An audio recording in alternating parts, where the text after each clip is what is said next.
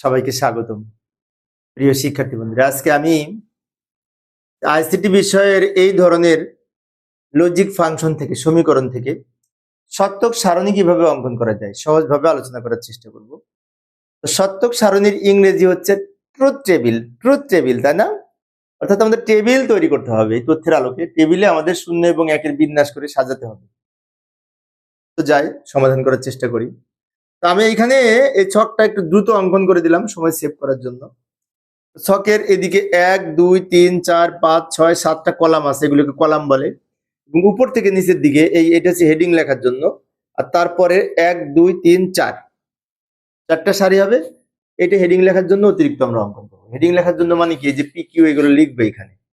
এখন লিখবো কিভাবে? পি আর কিউ দুইটি ইনপুট, আবার পি নট আছে, কিউ নট আছে। তো P Q, P not Q not, আবার এটা এখানে লিখলাম, এটা এখানে লিখলাম, সবার শেষে টোটালটা এখানে লিখে দিলাম। ভালো করে লক্ষ্য করি কিভাবে লিখলাম। P Q, P not, Q not, এটা তো লিখবো। লেখার পরে আমরা এটা এখানে লিখবো, এটা এখানে লিখবো, আর দুইটা যোগ করে শেষে লিখবো। তাহলে পাশাপাশি কলামগুলা নির্ভর করবে তথ্যের উপরে আলোকে। এটা কম বেশি হতে পারে, প্রবলেম নাই, তথ্যের উপর নির্ভর করে কম বেশি হতে পারে। বাট উপর থেকে নিচের দিকে 1 2 3 4টা যে সারি রয়েছে, রো 4টা, এই সারি কিন্তু পরিবর্তন হবে না, ফিক্সড থাকবে, 4টাই থাকবে দুইটি ইনপুটের ক্ষেত্রে।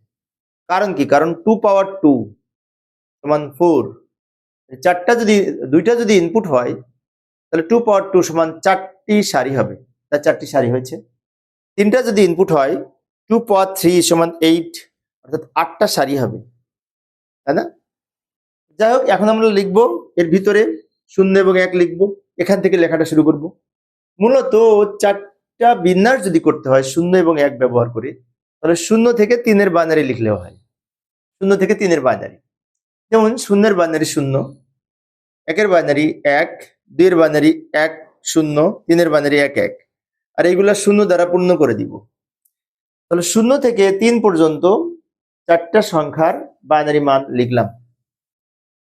অনেক শিক্ষার্থী 0 থেকে 3 পর্যন্ত বাইনারি মান মনে থাকে না, অন্যভাবে একটু টেকনিক্যালি মনে রাখে। সেটি হচ্ছে এই 1 1-এর দ্বিগুণ 2, অর্থাৎ এখানে 2, এখানে 1 1 মানে কি, একটা 0 একটা 1, একটা 0 একটা 1, 1-এর দ্বিগুণ 2, দুইটা 0 দুইটা 1, এইভাবে। 2-এর দ্বিগুণ 4 মানে 4টা 0 4টা 1।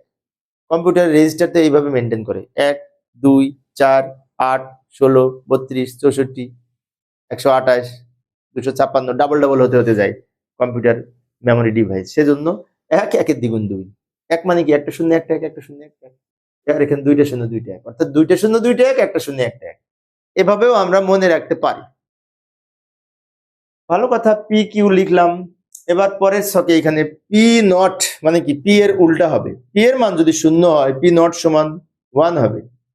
পি এর মান যদি 0 হয়, তো পি নট সমান 1 হবে। পি এর মান যদি 1 হয়, পি নট সমান 0 হবে। পি এর মান যদি 1 হয়, পি নট সমান 0 হবে। আবার পি এর উল্টা হবে। পি নট মানে কি, পি এর যা মান আছে সেটা উল্টা হবে। উল্টা হবে মানে 1 থাকলে 0 হবে, 0 থাকলে 1 হবে, এইভাবে।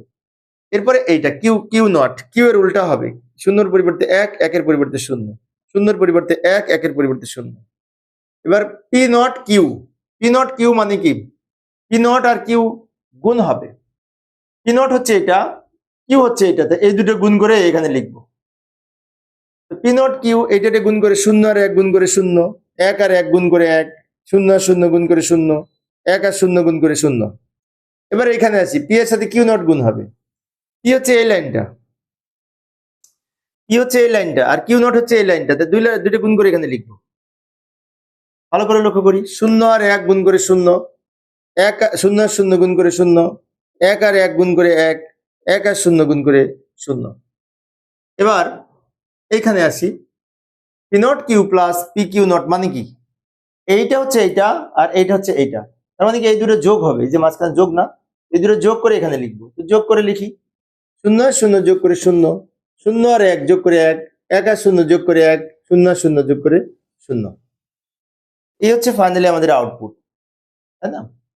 এটা আমরা সবার শেষে লিখেছিলাম, ওইটার সময় এটা পেলাম।